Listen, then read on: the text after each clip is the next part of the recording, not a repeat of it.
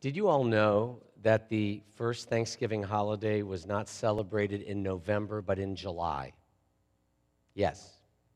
In fact, it was July 30th, 1623, following a bitterly cold winter and a terrible spring. That year, in 1623, 250 of the 350 colonists died from sickness, attacks, and a spring drought. The drought finally broke on July 30th, which was the day a ship arrived from England bringing life-saving supplies. It was on that day that the 100 surviving pilgrims observed Thanksgiving. Not in a good time of gain, but in a time of much greater loss than even most of us in the sanctuary will ever face. Remember, not a single family of those original pilgrims had been spared by multiple deaths. Their survivors lived on the fringe of starvation. They never knew what it was to be secure or have enough to survive. Forget about central heating. They stood alone against the rain outside, the forces of nature. They survived religious persecution, and these were the folks who gathered to give thanks to God. So, if that was the first Thanksgiving, then when did it become our national holiday? 240 years later, 1863. And if you're listening, you'll recall that 1863 was not a good year either. Our nation was in the darkest moments. The Civil War. So Abraham Lincoln issued a proclamation appointing yesterday, the last Thursday in November, as the day of Thanksgiving observance. Do any of you remember from school? That child's exempt. But do any of you remember from school how that famous Thanksgiving proclamation begins? It doesn't begin with, "We gather together as family to give thanks for the blessings we enjoy." No, it begins instead with these words, and I quote, "In the midst of a civil war of unequaled and severe magnitude." So the history lesson of this week's holiday, on this Thanksgiving Shabbat, when the Torah portion we'll chant from tomorrow morning begins with brothers estranged from each other for 20 years, Jacob and Esau, the violation of Dinah, the daughter of the namesake of the Jewish people. The history lesson is that even in the midst of the darkest times imaginable, even when things seem most bleak, we can say in the words of the Psalms, "As for me, I will search for the light always." In America today, unlike 1863, we're far from the days of slavery, thank God.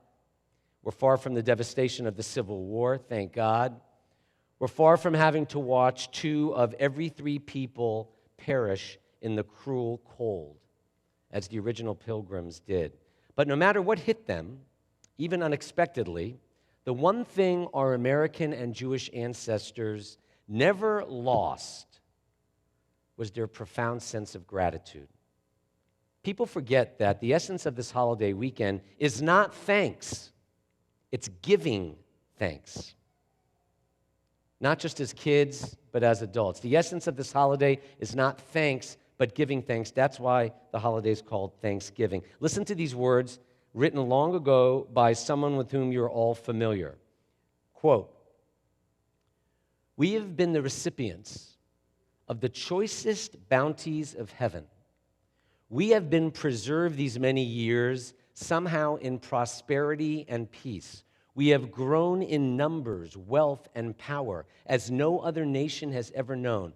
But we have forgotten the gracious hand which preserved us and multiplied and enriched and strengthened us. And we have vainly imagined in our hearts that all the blessings we enjoy were procured by some virtue of our own. Intoxicated with success, we've become too self-sufficient, too self-absorbed, too proud to pray and give thanks to the one who made us. It has seemed to me fit and proper, therefore, that God should be solemnly reverently and gratefully acknowledged with one heart and one voice by the whole American people. I do therefore invite my fellow citizens in every part of the United States, and also those who are at sea and in foreign lands, to set apart and observe the last Thursday in November as a day of thanksgiving and praise to our beneficent God.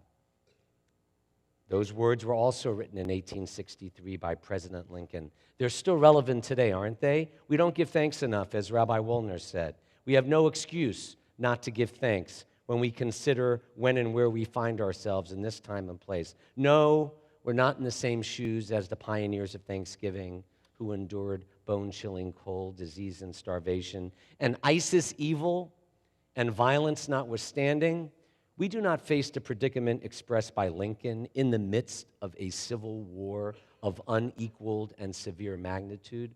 We are abundantly blessed in 2015 Thanksgiving, yet we still focus too often on what we lack rather than on what we have. This holiday of giving thanks was born at the bleakest imaginable time in our nation's history. May we never forget that. And may we find a way on this Shabbat and every day to embrace our people's namesake, Jacob, who becomes Israel this week after he gave thanks to the source of his life and the life of his family, our family, the Jewish people. So may we not only enjoy this wonderful holiday weekend of family reunion, life cycle celebrations, commemoration, may we develop now more than ever before an attitude of gratitude for our sake, for God's sake, for the sake of Memphis and the world, for the sake of all whose lives we touch. And let us say,